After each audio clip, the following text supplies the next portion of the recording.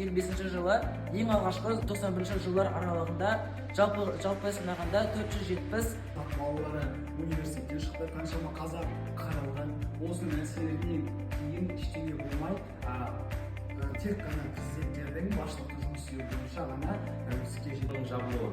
Олар айтқанда ең бірінші зардап шеккені ол топырақ, яғни топырақ эрозиясы мен деградациясы. Ең бастысы ол тек қана Семей қаласында орын алды.